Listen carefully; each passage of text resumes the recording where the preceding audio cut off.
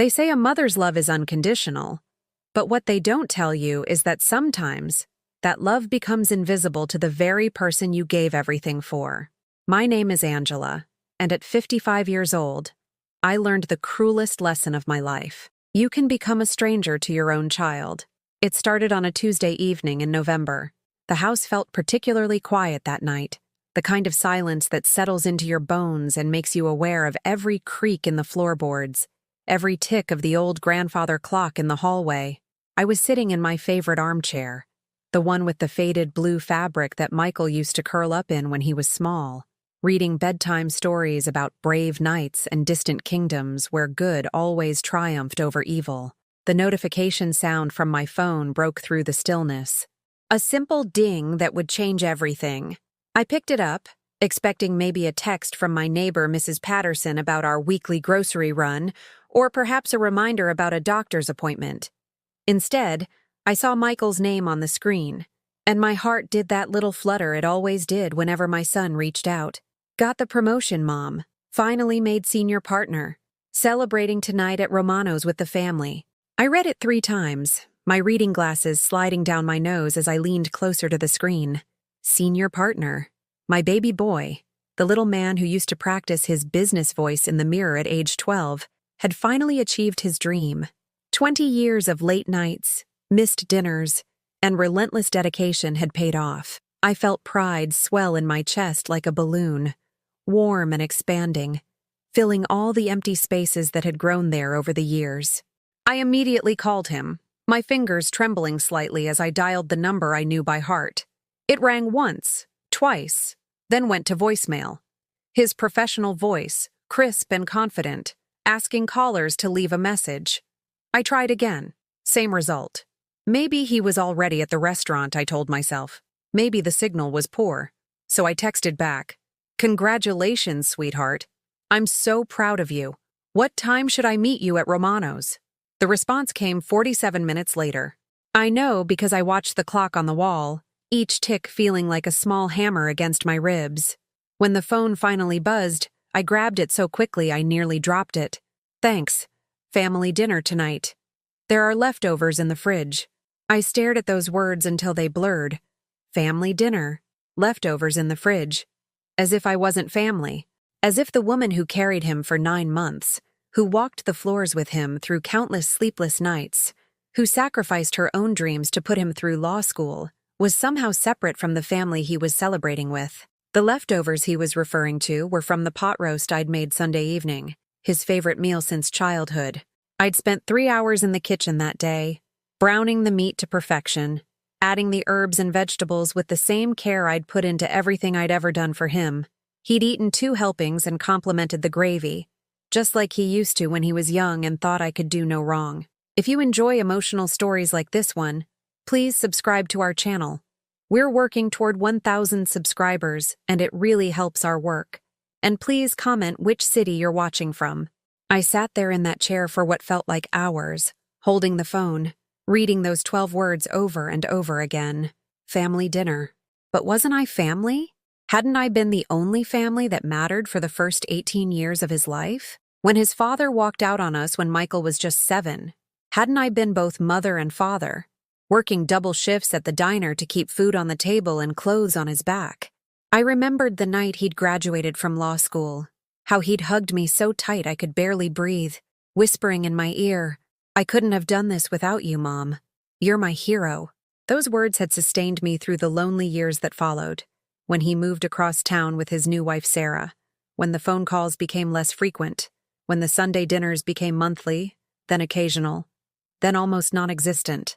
Romano's was the restaurant where I'd taken him for his 16th birthday, splurging on a meal that cost more than I made in a week because he'd mentioned wanting to go there with some friends whose parents had money. I'd worked extra shifts for a month to afford it, watching him light up as he ordered the lobster ravioli and talked about his plans for college. The waiter had complimented him on being such a polite young man, and I'd felt so proud I thought my heart might burst. Now he was there again, celebrating the biggest achievement of his career, surrounded by people he considered family. And I was at home, being offered leftovers like some distant relative who might drop by unexpectedly. The worst part wasn't the exclusion itself. It was the casual nature of it, the way he'd dismissed me so matter-of-factly, as if it was obvious that I wouldn't be included, as if my absence from his most important moments had become the natural order of things. There was no malice in his words, no anger or deliberate cruelty, just indifference. And somehow, that hurt more than any harsh words could have. I found myself thinking about all the times I'd cheered him on from the sidelines, literally and figuratively. Every little league game, every school play, every debate competition. I was there in the front row, taking pictures with my old camera, applauding louder than anyone else. I was there when he graduated high school as valedictorian, when he got accepted to law school, when he passed the bar exam. Always there, always proud, always believing that my presence mattered to him as much as his achievements mattered to me. When had I become optional? When had my love become something he could take for granted while building a new family that apparently didn't have room for the woman who'd made it all possible? The house felt different that night, as if the walls themselves had absorbed the weight of my realization. This wasn't just about one dinner, one celebration. This was about the slow, quiet erosion of my place in my son's life, a process so gradual I hadn't noticed until I was already invisible. The pictures appeared on social media 3 days later.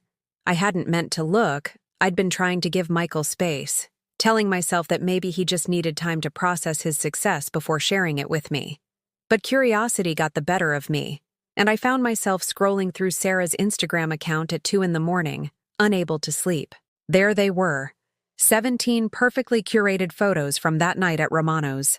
Michael in his expensive suit, beaming as he held up a champagne flute. Sarah in a dress I'd never seen before, her arm wrapped possessively around his waist. Her parents, the Hendersons, looking distinguished and proud as they toasted their son-in-law's achievement. Even her younger brother Jake was there, the same Jake who'd barely spoken 2 words to Michael at their wedding 5 years ago. I scrolled through each image slowly, my heart sinking deeper with every swipe. There was Michael cutting into what looked like a prime rib dinner, Sarah laughing at something her father had said, the whole table raising their glasses in a toast, their faces glowing with joy and celebration. In one photo, I could see Michael's hand resting on a small wrapped gift, probably from the Hendersons, knowing their tendency toward expensive gestures. The caption under the final photo made my chest tighten. Celebrating our amazing Michael's promotion to senior partner. So grateful for family who supports our dreams and shares our joy. Love you all. Blessed Augur family, Augur celebrations, our proud wife. Family who supports our dreams. I stared at those words until they burned into my memory. I had supported his dreams longer than anyone else in that restaurant. I had worked 60-hour weeks at the diner to pay for his college textbooks. I had listened to him practice legal arguments at the kitchen table until my ears rang. I had celebrated every small victory and comforted him through every setback for 33 years. But I wasn't family anymore, apparently. I was leftovers in the fridge. The next morning, I ran into Mrs. Patterson at the grocery store. She approached me with that careful smile people wear when they're about to mention something uncomfortable. "Angela, dear," she said, adjusting her purse strap nervously. I saw the lovely photos from Michael's celebration dinner online. Sarah posted such beautiful pictures. It looked like a wonderful evening. I forced a smile, the kind I'd perfected during my years of waitressing when customers were particularly difficult. Yes, it was a special night for him. "I'm sure you're so proud," she continued. But something in her tone suggested she knew more than she was letting on. Mrs. Patterson had lived next door for 15 years. She'd watched me raise Michael alone, had seen me leave for work before dawn and come home after dark, had witnessed the sacrifices I'd made without complaint. "Of course I am," I replied, reaching for a box of cereal I didn't really need, just to have something to do with my hands. "It's just—" She hesitated, glancing around as if making sure no one else could hear.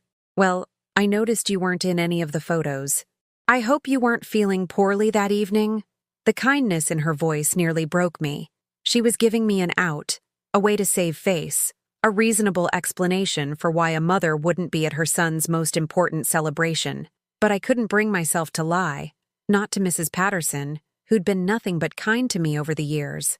"I wasn't invited," I said quietly. the words tasting bitter in my mouth. Her expression shifted from confusion to something that looked almost like pity, and that was worse than any anger would have been. Pity meant she understood exactly what had happened, that it was as obvious to her as it had been devastating to me. "Oh, Angela," she whispered, reaching out to touch my arm. "I'm so sorry." I nodded quickly and excused myself, abandoning my half-filled cart and hurrying toward the exit. But the damage was done. Mrs. Patterson knew, and if she knew, others would know too. The story would spread through our small neighborhood like wildfire. Angela Morrison, the devoted mother who'd sacrificed everything for her son, hadn't even been invited to celebrate his greatest achievement. That afternoon, Michael called. For a moment, my heart leapt. Maybe he'd realized his mistake. Maybe he wanted to make amends. Maybe there would be a second celebration where I'd finally be included. "Hey, Mom," he said, his voice carrying that distracted tone I'd grown accustomed to. "Sarah and I are going through some old family photos for a scrapbook project she's working on. Do you happen to have any pictures from my high school graduation? I think you might have some better ones than what we have." I stood in my kitchen, phone pressed to my ear, looking at the wall where dozens of Michael's photos hung in mismatched frames. Every milestone, every achievement, every moment I deemed worth preserving. The high school graduation photos he wanted were right there, along with pictures from his first day of kindergarten, his Little League championships, his prom night, his college graduation. "Yes," I said slowly. "I have them." "Great. Could you maybe scan them and email them to Sarah? She's really excited about this project, and you know how she is about having everything perfect." I knew exactly how Sarah was. She was the woman who'd somehow convinced my son that his life began the day he met her, that everything before their relationship was just a prologue to the real story.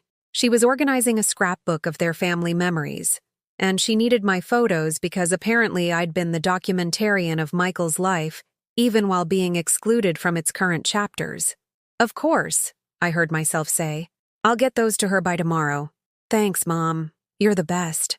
"Oh, and Sarah wanted me to ask, do you happen to have his baby pictures too? The cute ones from when he was learning to walk? She thinks those would be perfect for the early years section." The early years. As if she'd been there during the sleepless nights, the teething, the first steps, the first words. As if she'd been the one holding him when he cried, teaching him to tie his shoes, reading him bedtime stories until her voice was hoarse. "I'll include those as well," I said. "Perfect. Thanks again. We really appreciate it." We, always we, never just him anymore. Every conversation now included Sarah's wants, Sarah's needs, Sarah's projects. I had become a resource to be tapped when convenient, a repository of memories that belonged to a time before Sarah existed, but were now being claimed for her scrapbook. After I hung up, I sat down at my kitchen table and opened the photo albums I'd so carefully maintained over the years. Each picture told a story of love, dedication, and hope. Here was Michael at age 3, chocolate cake smeared across his face at his birthday party. Here he was at 10, proudly holding up a trophy from his spelling bee victory. At 15, awkward and gangly, getting ready for his first formal dance. I had documented every moment because I believed these memories mattered. I thought I was creating a legacy, a visual history of our bond that would strengthen over time. Instead, I'd apparently been creating content for someone else's family album, someone else's story of what Michael's life had been like. The irony wasn't lost on me. Sarah needed my pictures because I was the only one who'd been there, the only one who'd cared enough to capture every precious moment. But now those moments would be arranged in her scrapbook, labeled with her careful handwriting, presented as part of the family narrative that somehow had no room for the woman who'd lived it all firsthand. As I began scanning the photos one by one, I realized this was just another form of the same dismissal I'd experienced at Romano's. I was useful for what I could provide, memories, documentation, history, but not worthy of inclusion in the present moment. I was being erased from Michael's current life, while simultaneously being mined for the artifacts that would help others understand who he used to be. The scanning took me 3 hours. 3 hours of revisiting every milestone, every achievement, every moment of joy I'd shared with the little boy who'd grown up to become a stranger.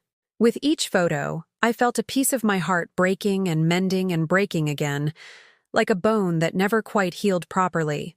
The invitation arrived exactly 2 weeks later, delivered by Michael himself on a Sunday afternoon. He knocked on my door with the same polite rhythm he might use for a business acquaintance, and when I opened it, he stood there holding a cream-colored envelope with gold lettering. "Hey, Mom," he said, stepping inside without really looking at me. "Sarah and I wanted to personally invite you to something special." My heart fluttered with hope. Maybe this was it. Maybe he'd realized his mistake. Maybe they were planning a belated celebration that would include me this time. I took the envelope with trembling fingers, noting how expensive the paper felt, how perfectly Sarah's calligraphy flowed across the front. "What's this about?" I asked, trying to keep my voice casual even as excitement built in my chest. "Open it and see," he said, but something in his tone should have warned me. I carefully opened the envelope, revealing an elegant invitation card. At the top, in Sarah's perfect script, it read, "You're cordially invited to celebrate Michael and Sarah's 5th wedding anniversary." Below that, the details. "Join us for an intimate dinner party as we renew our vows and celebrate 5 wonderful years of marriage. Saturday, December 15th, 6 p.m. at the Henderson Estate." At the bottom, in smaller print, "In lieu of gifts, we're asking for family recipe contributions for Sarah's upcoming cookbook project." I read it twice, my excitement curdling into something cold and heavy in my stomach. A 5th wedding anniversary celebration. At the Henderson Estate, Sarah's parents' sprawling property across town, the one with the circular driveway and the fountain in the front yard. The same estate where I'd felt so out of place during their original wedding reception that I'd left early, claiming a headache. "That's wonderful," I managed to say, though the words felt like gravel in my throat. 5th anniversary already. Time flies. "It really does," Michael agreed, checking his watch in that impatient way that told me he had somewhere else to be. "Sarah put a lot of thought into the planning. She wanted to make sure you felt included this time." Included. As if the previous exclusions had been accidents, oversight rather than deliberate choices. As if this invitation was an act of generosity rather than obligation. "The recipe request is interesting," I said, studying the invitation again. "What kind of cookbook is Sarah putting together?" "Oh, it's really exciting," Michael said, and for the first time during his visit, his voice carried genuine enthusiasm. "She's compiling family recipes from both sides. You know, traditional dishes that have been passed down through generations. Her grandmother's apple pie, her mother's pot roast, that sort of thing. She wants to preserve our family food heritage. Our family food heritage." I almost laughed at the irony. Sarah, who ordered takeout 3 nights a week and had once asked me if chicken came pre-seasoned, was now positioning herself as the keeper of family culinary traditions. "What recipes were you thinking I might contribute?" I asked. "Well, obviously your famous lasagna," he said immediately. "And maybe that chocolate chip cookie recipe? Sarah mentioned she's never been able to get hers to taste quite like yours. Oh, and definitely your Sunday pot roast, the one with the special gravy." Every recipe he mentioned was something I'd spent years perfecting, dishes I'd made countless times for family dinners that had grown less frequent until they'd disappeared entirely. These weren't just recipes to me. They were expressions of love, edible memories of evenings when our kitchen was filled with laughter and conversation, when Michael would hang around while I cooked, stealing tastes and telling me about his day. "I'd be happy to share those," I said, because what else could I say? That I didn't want my life's work in the kitchen to become another entry in Sarah's project to document a family history that somehow had no room for me as anything more than a recipe contributor. "Great," Michael beamed. "Sarah will be so excited. She's really trying to make this anniversary special, you know. She feels like we haven't done enough to celebrate our milestones." Unlike his promotion dinner, I thought bitterly, but kept the observation to myself. The party was exactly what I'd expected it would be. I arrived at the Henderson Estate wearing my best dress, a navy blue number I'd bought for Michael's law school graduation and had worn to every subsequent formal event in his life. It was classic enough to never go out of style, but I was acutely aware that it probably cost less than the cocktail napkins being passed around by the hired servers. Sarah greeted me at the door wearing a stunning off-white dress that probably cost more than I spent on groceries in 6 months. She hugged me with the kind of enthusiasm that felt performative, holding me just a beat too long while other guests watched. "Angela, I'm so glad you could make it," she said loudly enough for everyone nearby to hear. "And thank you so much for those wonderful recipes. I can't wait to try making your lasagna." She led me into the main reception room, where about 30 people were gathered with champagne glasses and appetizers I didn't recognize. I spotted several faces from their original wedding: Sarah's college friends, Michael's law firm colleagues, the Henderson family inner circle.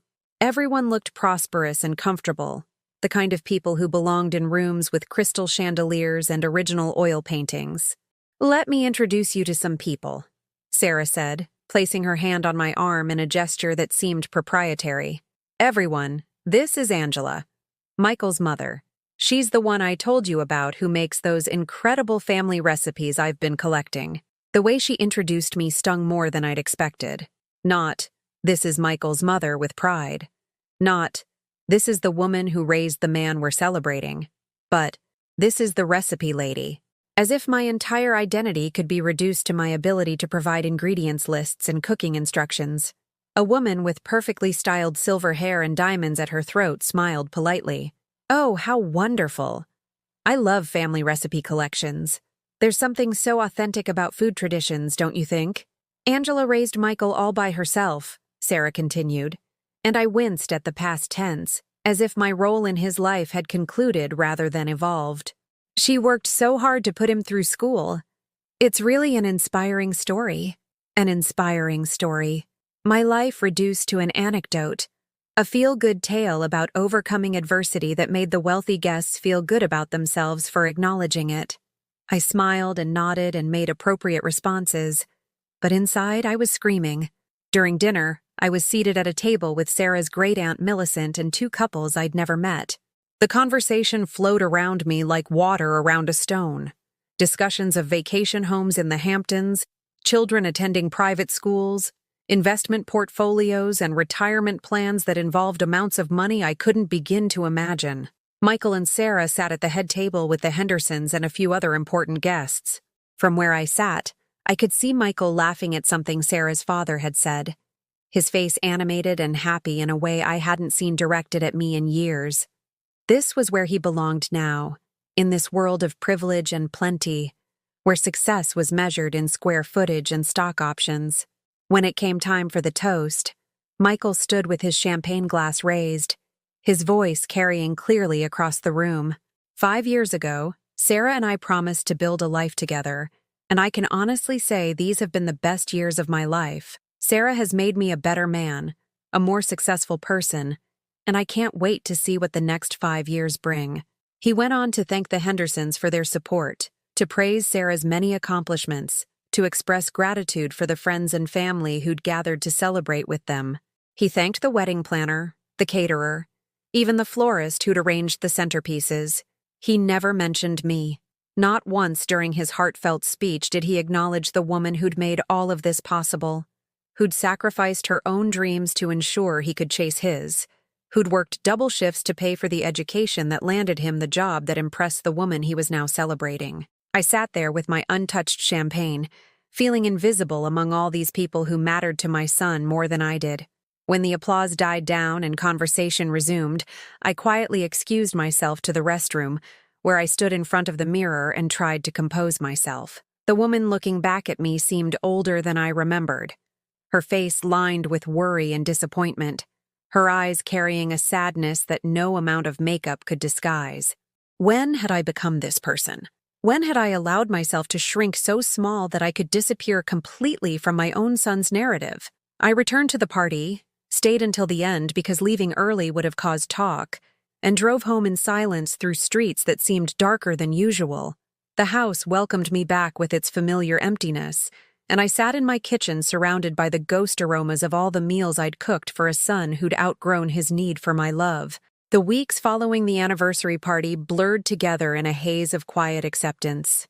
I stopped checking my phone as frequently, stopped hoping for calls that never came, stopped imagining scenarios where Michael would suddenly realize what he'd lost.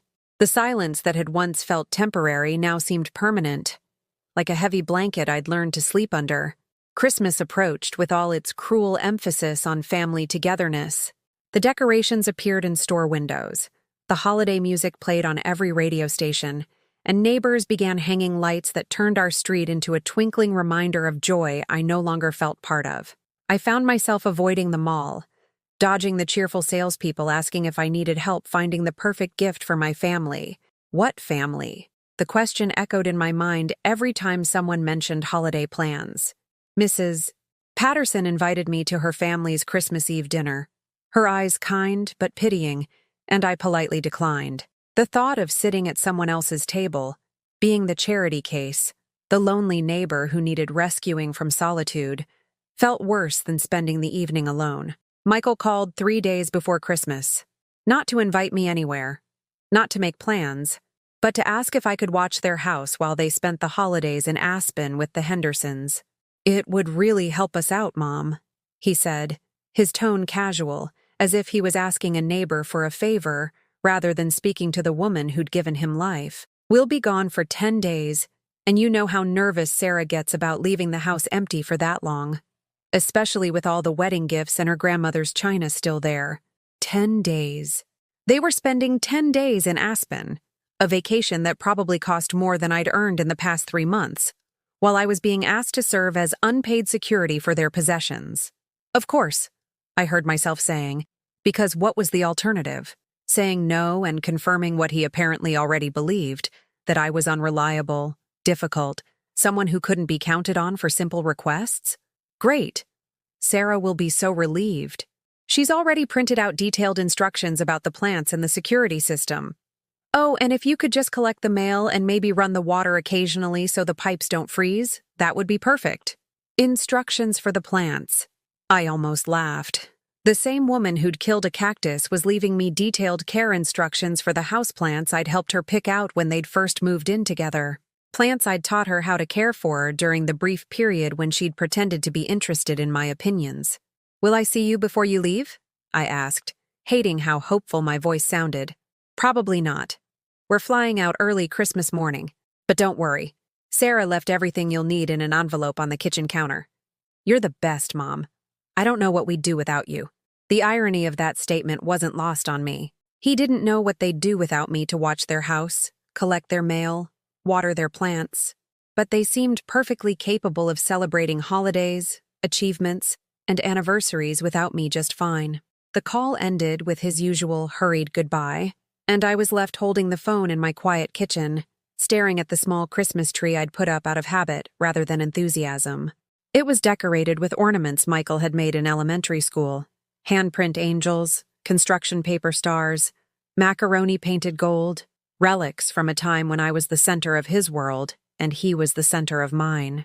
Christmas Eve arrived gray and cold. I drove to Michael's house in the affluent subdivision where all the homes looked like something from a magazine spread. Their 2-story colonial sat behind a perfectly manicured lawn, complete with professional holiday lighting that probably cost more than my monthly utility bill. I let myself in with the spare key they'd given me, immediately struck by the scent of expensive candles and the subtle fragrance of wealth that seemed to permeate everything they owned. The house was immaculate, every surface gleaming, every decorative object placed with the precision of someone who'd studied interior design magazines.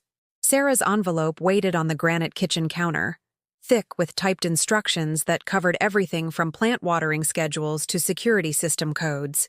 She'd even included a list of approved repair companies to call if anything went wrong, along with strict instructions not to move or touch certain items that were apparently too valuable to risk. I walked through rooms that should have felt familiar but didn't. This was where my son lived, where he ate breakfast and watched television and fell asleep each night. But there was nothing of me in any of it. No photos of us together, no reminders of his childhood, no acknowledgement that he'd had a life before Sarah redecorated it in shades of beige and cream. The refrigerator was covered with photos held by expensive magnets. Michael and Sarah on vacation, at parties, with friends I didn't recognize. Their life looked so full, so complete, so carefully curated for maximum happiness. And nowhere in any of those images was there space for a 55-year-old woman who'd once been the most important person in his world. I found myself standing in their guest bedroom, looking at a bed that had never been offered to me, in a room that had never been designated as a place where I might stay when I visited. They had space for guests, just not for me. Even their house had been designed around a vision of family that somehow excluded the person who'd created the family in the first place. The plant watering took 15 minutes. The mail collection was a daily 5-minute task. The house practically took care of itself, with programmable thermostats and automatic timers and all the conveniences that money could buy.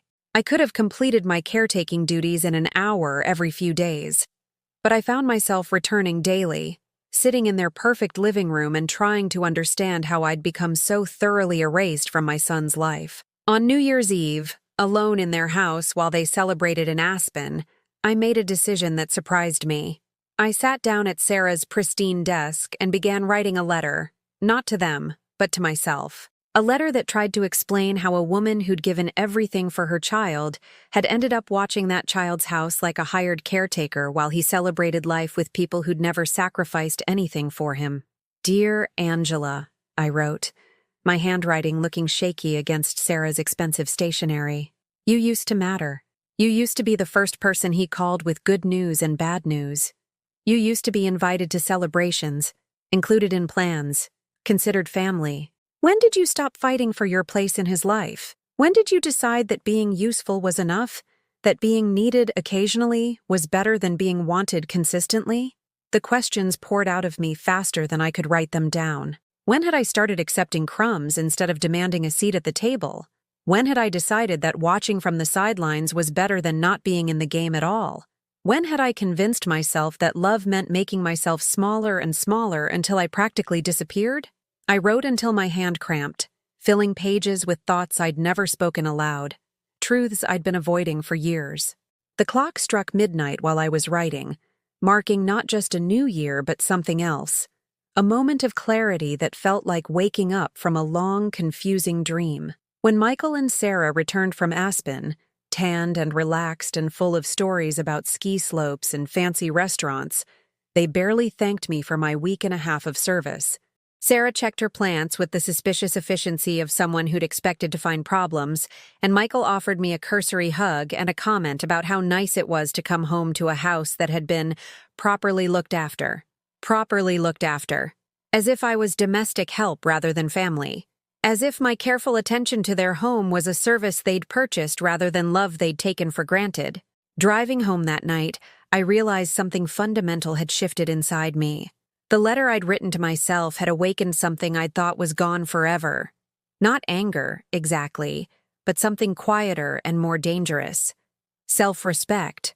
The recognition that I deserved better than the role I'd been assigned in my son's life. For the first time in months, I felt something other than sadness.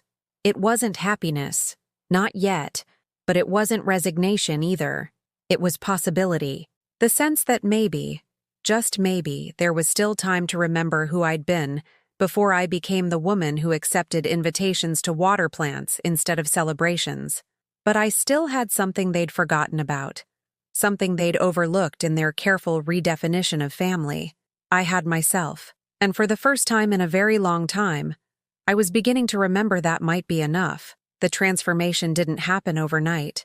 It began quietly, in the pre-dawn hours of a January morning when I found myself standing in my kitchen, really looking at it for the first time in months. The cabinets I'd painted sage green 15 years ago when Michael graduated high school. The worn linoleum that had witnessed countless family meals. The window over the sink where I used to watch him play in the backyard while I did dishes. This kitchen had been the heart of our home, the place where I'd nurtured not just my son's body but his dreams. Every meal I'd prepared here had been an act of love, every recipe perfected through trial and error until I could create magic from simple ingredients. When had I stopped seeing this room as a sanctuary and started viewing it as just another reminder of my solitude? I opened the refrigerator and stared at its sparse contents. Leftovers from meals I'd made for one. Condiments growing old in the door. Vegetables beginning to wilt because I'd lost the motivation to cook properly for myself. When Michael was young, this refrigerator had been packed with fresh ingredients, planned meals, the organized abundance of a woman who took pride in feeding her family well. That morning, I made myself a promise. I was going to cook again, not just to survive, but to remember who I'd been when cooking was an expression of love rather than a chore to endure. I started with breakfast. Real breakfast, not the toast and coffee that had become my standard morning meal. Scrambled eggs with fresh herbs from the windowsill garden I'd neglected. Bacon cooked until it was perfectly crispy. Hash browns made from scratch, the way my mother had taught me when I was barely tall enough to reach the stove. As I cooked, muscle memory took over. My hands remembered the exact motion for folding eggs, the precise timing for flipping hash browns, the way bacon should sound when it hit the hot pan. The kitchen filled with aromas that transported me back to Saturday mornings when Michael would stumble downstairs in his pajamas, drawn by the sense of a mother's love made edible. I ate that breakfast slowly, savoring every bite, remembering what food could taste like when it was prepared with care rather than consumed out of obligation.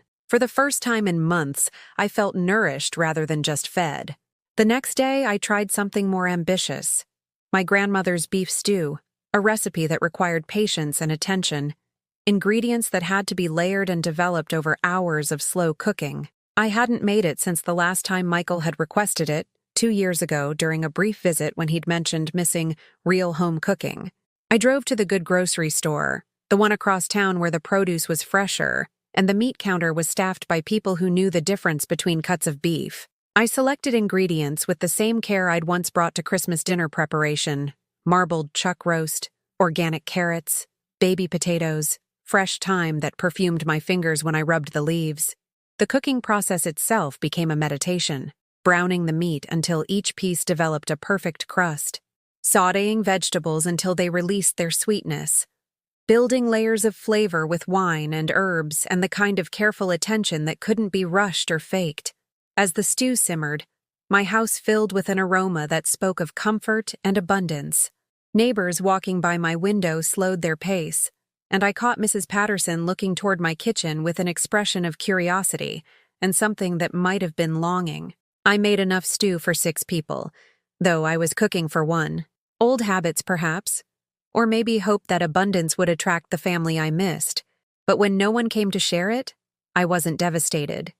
Instead, I was proud. The stew was perfect, rich and satisfying and exactly what I'd intended it to be. I portioned the leftovers carefully, freezing individual servings in containers that would provide comfort meals for weeks to come. This wasn't waste. It was preparation. Investment in future moments when I'd want to remember that I was capable of creating something beautiful. Word began to spread through the neighborhood in the subtle way that news travels in small communities. Mrs. Patterson mentioned to her sister that delicious smells were coming from my kitchen again. The mailman commented that my house always seemed to smell wonderful lately.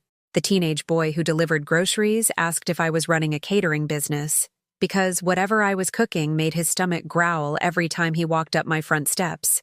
I found myself cooking more adventurously, trying recipes I'd always wanted to attempt, but had never had the motivation to perfect.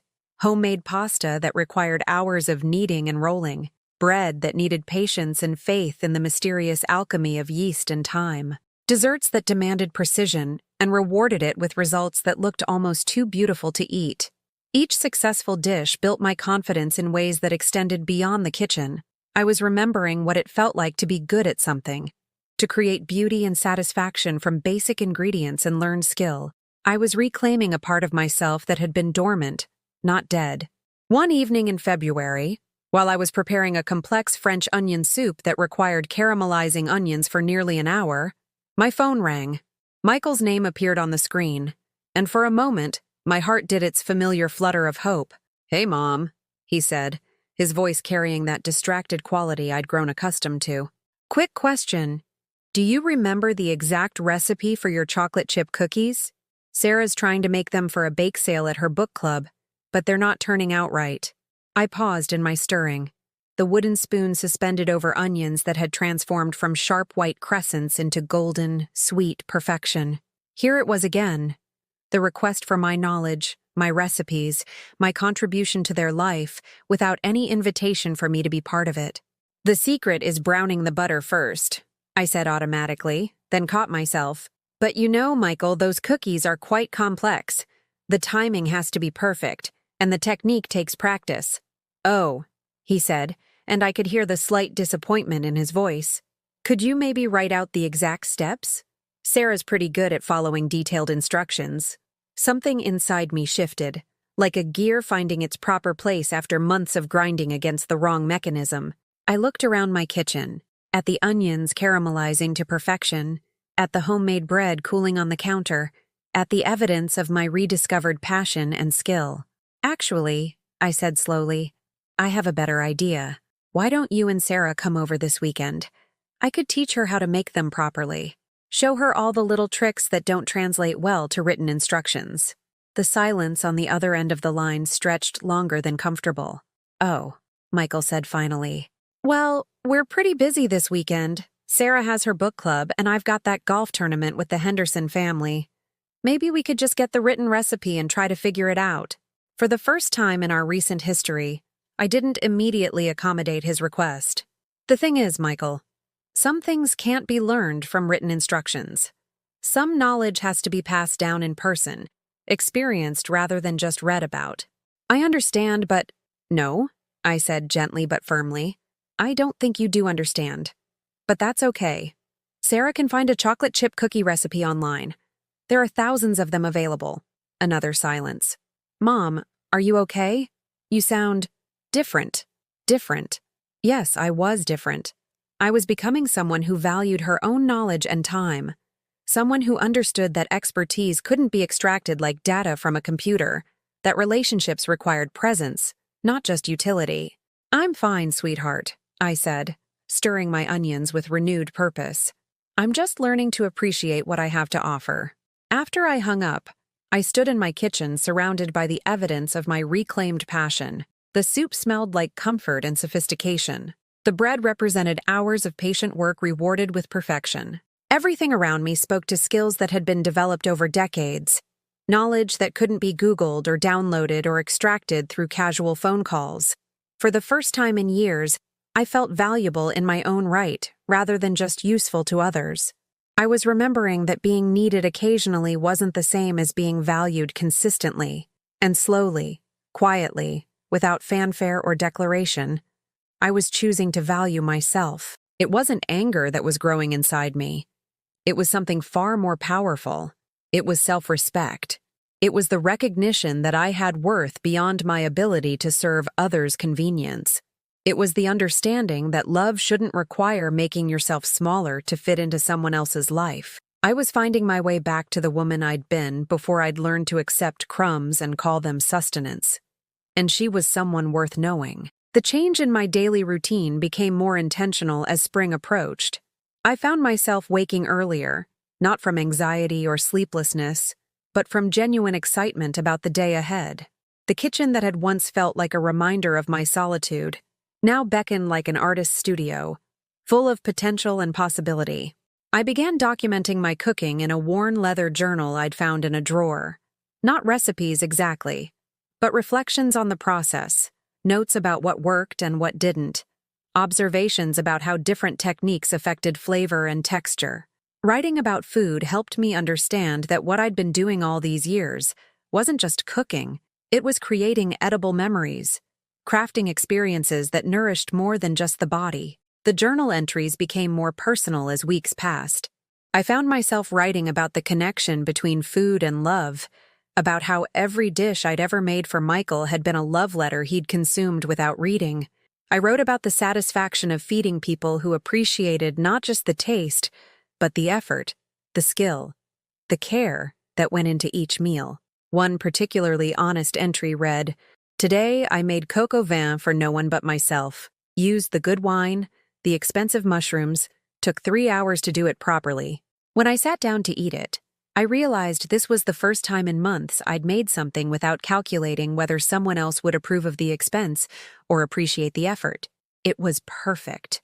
I was proud. That feeling, pride in my own work for my own sake, I'd forgotten what that felt like. Mrs. Patterson had taken to timing her evening walks to coincide with my cooking schedule. She'd pause by my kitchen window, breathing deeply and commenting on whatever wonderful aroma was drifting from my house. One evening in March, she knocked on my door just as I was pulling a braised short rib from the oven. "Angela, dear," she said, her eyes bright with curiosity. "I've been meaning to ask, would you consider making one of your wonderful meals for my bridge club next Thursday? We usually just order sandwiches, but the ladies have been talking about the incredible smells coming from your kitchen, and I thought." I studied her face, looking for signs of pity or charity, but found only genuine enthusiasm. Mrs. Patterson wasn't asking me to cook because she felt sorry for me. She was asking because she recognized that I'd been creating something special, something worth sharing. "What kind of meal were you thinking?" I asked. "Oh, anything you'd enjoy making," she said quickly. "We're not picky. There are 8 of us, and we'd be happy to pay whatever you think is fair. It's just that store-bought food feels so impersonal, and there's something magical about what you've been doing lately." That night, I planned a menu with the same care I'd once brought to Michael's birthday dinners. Not just food, but an experience. I would prepare salmon Wellington with herb-crusted asparagus, roasted fingerling potatoes with rosemary, and a lemon tart that required 3 different techniques and absolute precision. The morning of the Bridge Club dinner, I worked with focused intensity, each task flowing into the next like a carefully choreographed dance. I wrapped salmon fillets in pastry so thin it was almost translucent, created herb crusts that would add both flavor and visual appeal, crafted a lemon curd that was silky enough to coat a spoon but light enough to dissolve on the tongue. When Mrs. Patterson arrived with her friends, I watched through my kitchen window as they took their first bites. The conversation at the table stopped completely for a moment. That perfect silence that every cook recognizes as the highest compliment. Then the talking resumed, but now it was animated, excited, full of questions about techniques and ingredients. One of the women, an elegant lady in her 70s named Dorothy, appeared at my kitchen door while I was cleaning up. "My dear," she said, her voice carrying the authority of someone accustomed to being heard. "That was extraordinary. Not just delicious, artful. Have you ever considered doing this professionally?" I almost laughed. "I'm 55 years old, Dorothy. A little late to start a new career." "Nonsense," she said briskly. "Julia Child didn't publish her first cookbook until she was 50.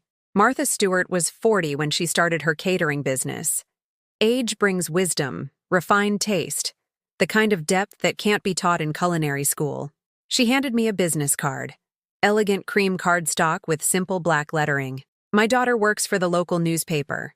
They do a weekly food feature, profiles of interesting local cooks. Would you mind if I mentioned you to her?" That conversation planted a seed that grew throughout the following weeks. More neighbors began asking about my cooking. Word spread through the informal networks that connected our community. Church members, book clubs, gardening societies.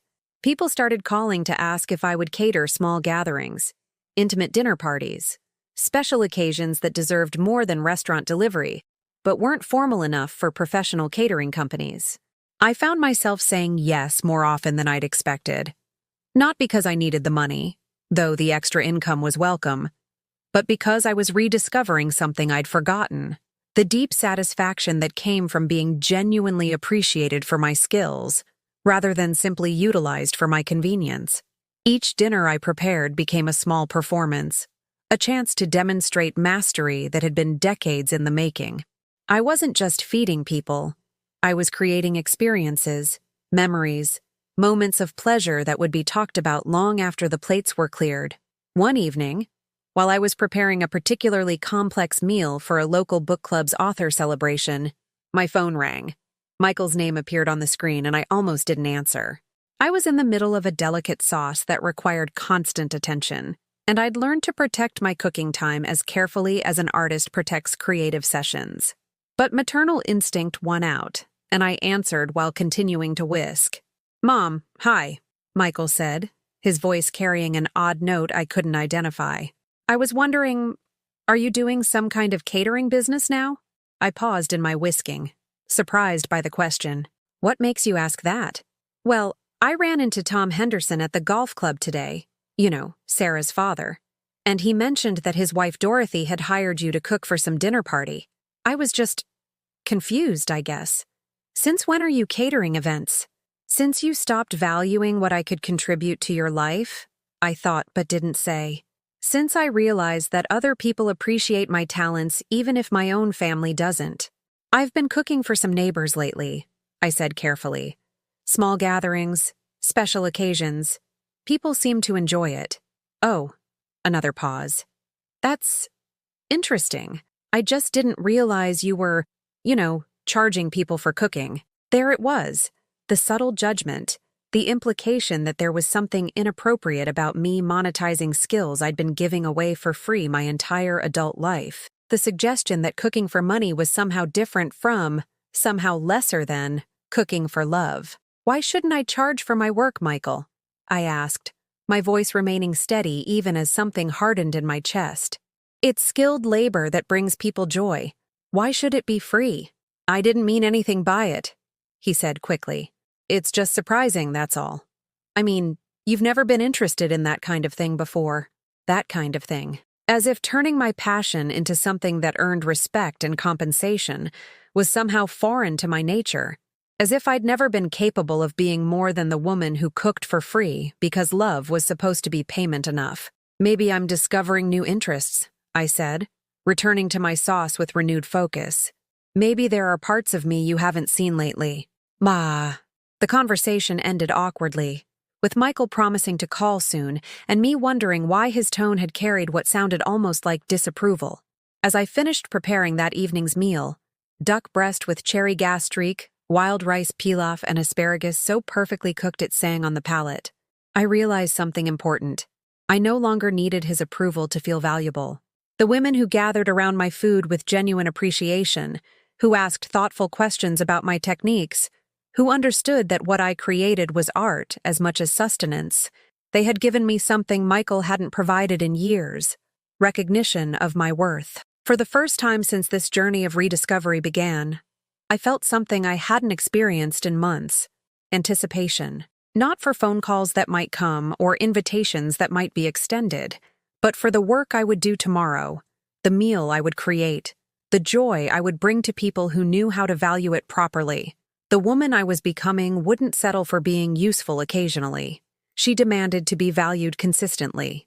And if her own son couldn't provide that recognition, she was learning there were others who could.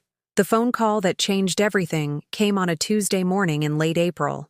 I was in my garden, tending to the herb seedlings I'd started from scratch: basil, thyme, oregano, and the French tarragon that was notoriously difficult to grow but essential for the béarnaise sauce I'd been perfecting. The spring air carried the promise of abundance, and my hands were dirty with the good, honest work of nurturing things back to life. Mrs. Morrison? The voice was young, enthusiastic, with the kind of energy that suggested important news. This is Jessica Chen from Channel 8 News. I'm calling about a feature story we'd like to do about your cooking. I sat back on my heels, processing the words. Channel 8 was the local television station that aired during the dinner hour, the one that featured community interest stories between weather updates and traffic reports. I think there might be some confusion, I said slowly. I'm not a professional chef or anything like that. Oh, but that's exactly what makes your story so interesting, Jessica continued. We've been hearing about this amazing woman who's been creating these incredible dining experiences for people in the community. Dorothy Henderson told us about the dinner you prepared for her bridge club, and then we started asking around. Mrs. Morrison, people are talking about your food all over town. My hands were still dirty from the garden soil, and I found myself staring at them while Jessica explained how the story would work. A camera crew would come to my house, film me cooking one of my signature dishes, interview me about my background and philosophy. They wanted to capture what she called the authentic home cooking experience that was becoming rare in a world of chain restaurants and processed convenience foods. When were you thinking?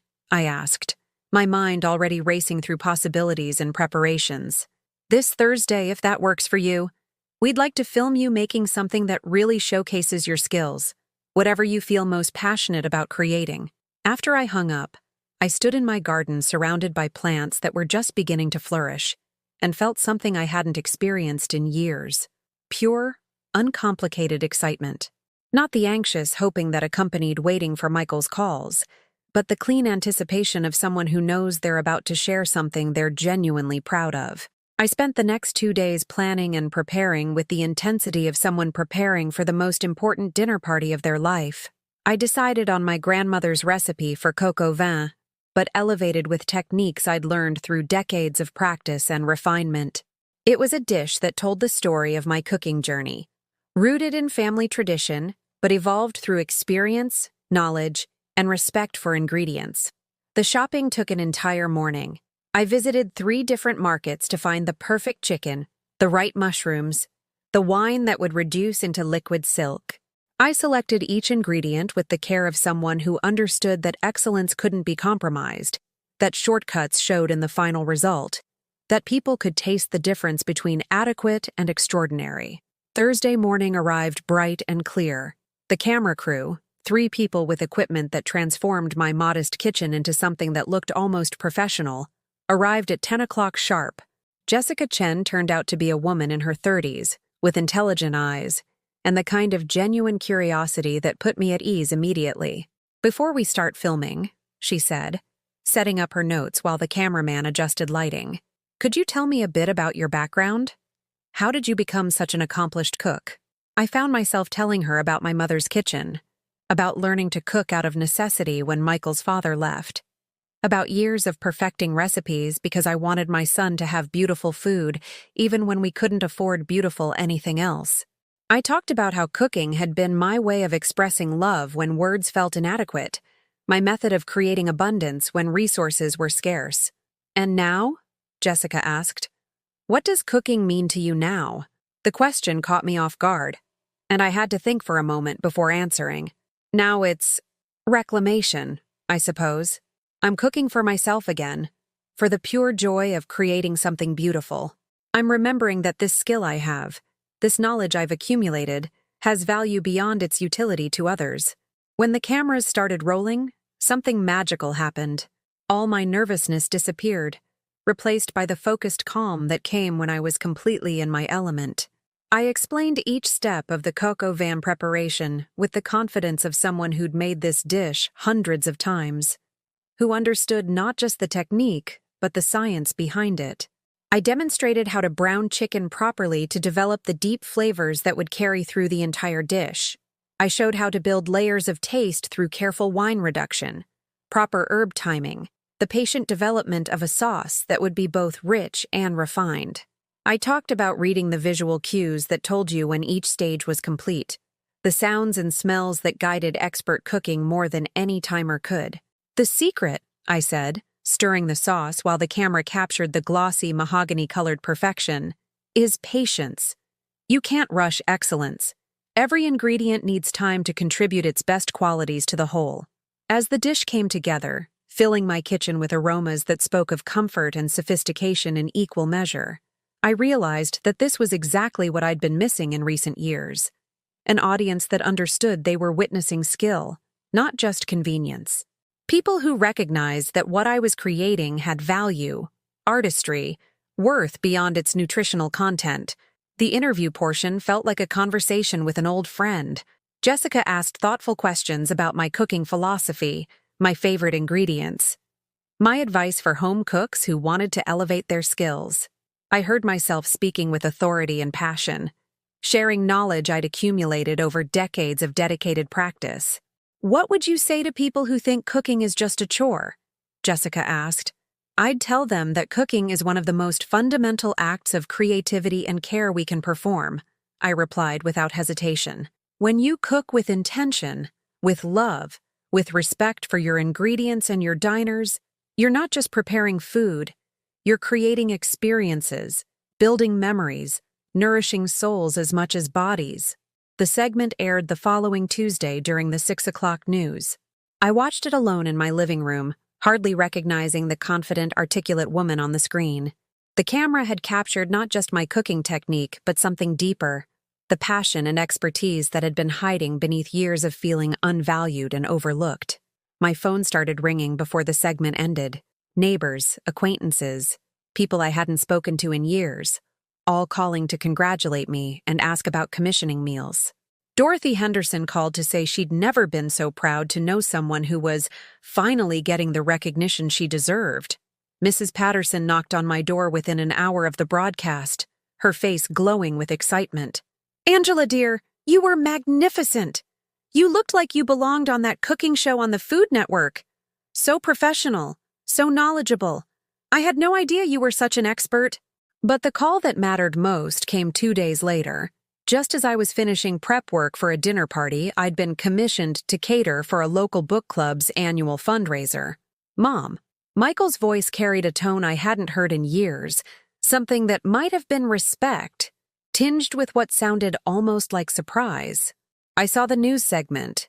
I waited for him to continue, my hands still busy with the delicate work of preparing individual beef Wellingtons that would be the centerpiece of tomorrow's meal. "I had no idea," he said slowly. "I mean, I knew you were a good cook, but watching that segment, you looked like a real chef, a professional. The way you talked about the techniques, the ingredients. When did you become so knowledgeable about all that?" When did I become knowledgeable?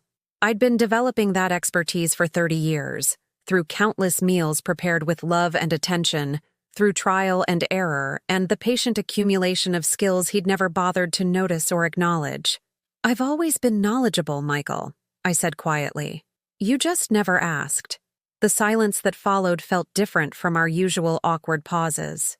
This one seemed weighted with recognition, with the dawning understanding that perhaps he'd been seeing only a small fraction of who his mother actually was. "The phone's been ringing all day," I continued, my voice steady. "People wanting to hire me for dinner parties, special occasions.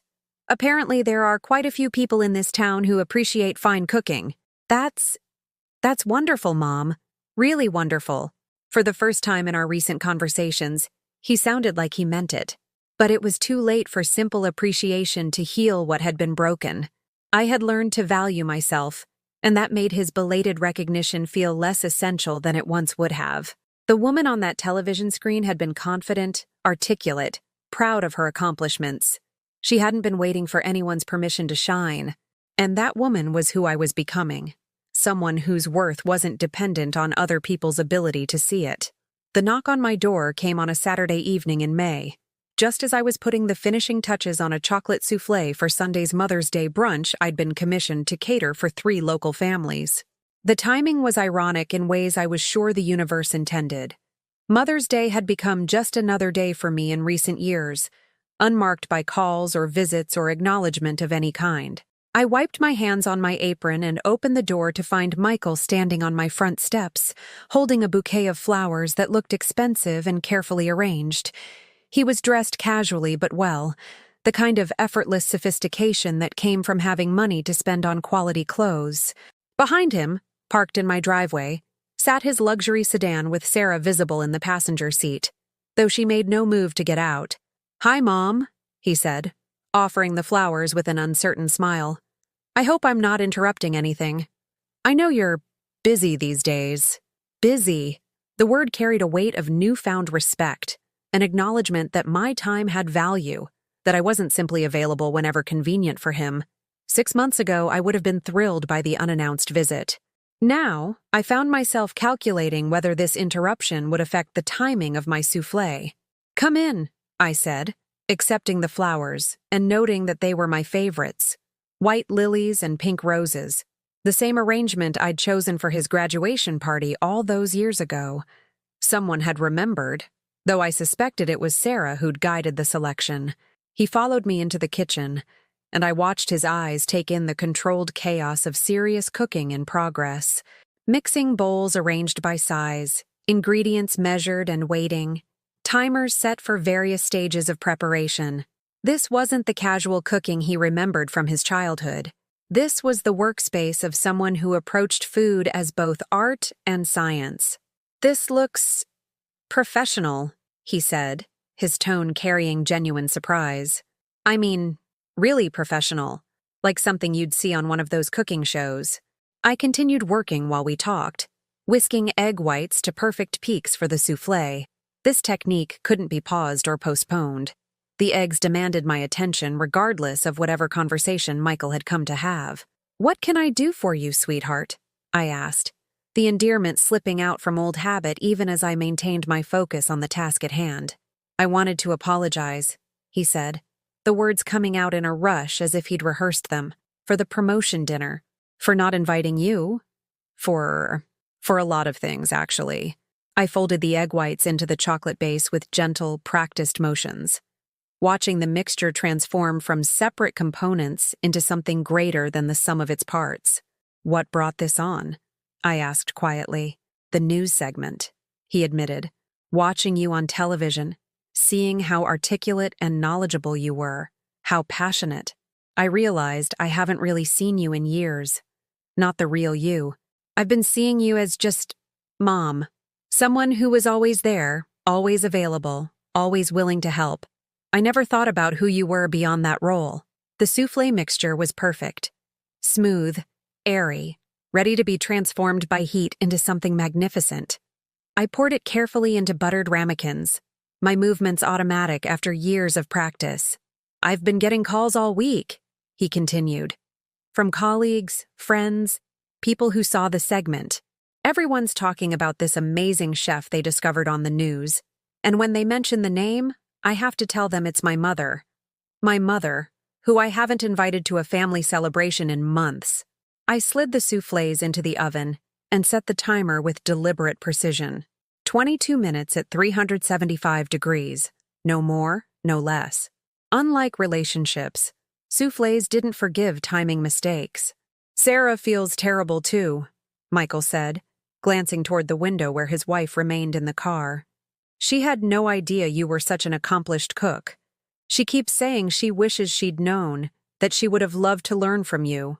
I turned to face him fully for the first time since he'd arrived, studying the man my little boy had become. Successful, polished, genuinely contrite, but also fundamentally unchanged in his assumption that apologies could erase months of casual dismissal, that recognition could be retroactive. "Michael," I said gently, "do you know what I've learned these past few months?" He shook his head, waiting. "I've learned that I don't need to be discovered by you to have value. I don't need your permission to be proud of what I can do, or your invitation to feel worthy of celebration." I paused, choosing my words carefully. "The people who hire me now, who appreciate my cooking, they don't see me as just someone's mother who happens to cook. They see me as Angela Morrison, a skilled culinary artist who creates beautiful experiences. I want to see you that way too," he said quickly. "I want to make up for lost time, to really get to know you again. Maybe we could have dinner next week? Just the three of us? And you could cook. I mean, if you wanted to. We could pay you, of course. Your regular rate." The offer hung in the air between us. Well-intentioned, but somehow missing the point entirely. He was trying to fit me into his life on the same terms as my other clients. As if our relationship could be repaired through a business transaction, as if paying me would somehow balance the scales of years of taken-for-granted love. "I appreciate the thought," I said, "but I don't cook for my family as a business arrangement. I cook for people I love because I love them. The question is whether you're interested in a genuine relationship or just curious about the woman you saw on television." The timer for the soufflés chimed, and I moved to check them through the oven window. Perfect. Risen and golden. Delicate structures that would collapse if handled too roughly or exposed to sudden temperature changes. "What would a genuine relationship look like?" Michael asked, his voice smaller than before. I considered the question while I prepared to remove the soufflés from the oven. It would mean regular conversation that isn't just requests for recipes or favors. It would mean including me in your life, not because you need something, but because you want me there. It would mean acknowledging that I'm a whole person with interests, opinions, and value beyond my usefulness to you. I opened the oven and carefully removed each soufflé, their perfect peaks testament to timing and technique developed over decades of practice. It would mean understanding that love isn't just something you receive, Michael. It's something you actively give. He was quiet for a long moment, watching me work with movements that spoke of expertise he was seeing clearly for the first time. "I don't know if I know how to do that anymore," he said finally. "Be a good son, I mean. It's been so long since I tried." "The beautiful thing about love," I said, setting the soufflés on a cooling rack, is that it's never too late to start over, but it requires genuine effort, not just good intentions. I turned to face him again. This woman who'd learned to value herself, who'd discovered that her worth wasn't dependent on other people's ability to see it. I'm not the same person I was 6 months ago, Michael. I won't accept crumbs and call them a feast anymore. I won't be grateful for scraps of attention from my own son. What are you saying? I'm saying that if you want a relationship with me, it needs to be a real one, based on mutual respect, genuine interest, consistent effort. I'm not interested in being a project you feel guilty about neglecting, or a box you check to feel better about yourself as a son. The soufflés cooled in the silence that followed, their perfect structure slowly settling as they adapted to room temperature. Like all beautiful things, they were fragile, requiring care and attention to maintain their integrity. I understand, Michael said finally, and I want to try, really try, not because I feel guilty, but because I realized I've been missing out on knowing an incredible woman who happens to be my mother. I smiled then, the first genuine smile I'd offered him in months. That's a start, I said. A real start. He left that evening with a promise to call within the week, not to ask for anything, but simply to talk. Whether he would follow through remained to be seen, but for the first time in our recent history, I wasn't holding my breath waiting for his call. I had learned something profound in these months of rediscovering myself. Love shouldn't require you to disappear.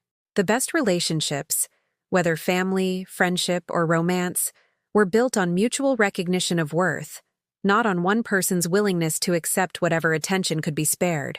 As I cleaned my kitchen and prepared for the next day's Mother's Day brunch, I felt something I hadn't experienced in years. Complete satisfaction with my own company. Whether Michael learned to value me properly or not, I had reclaimed something precious, my own sense of worth. And that, I realized, was the most important ingredient in any recipe for happiness. You had to start with loving yourself enough to demand better. Everything else was just seasoning.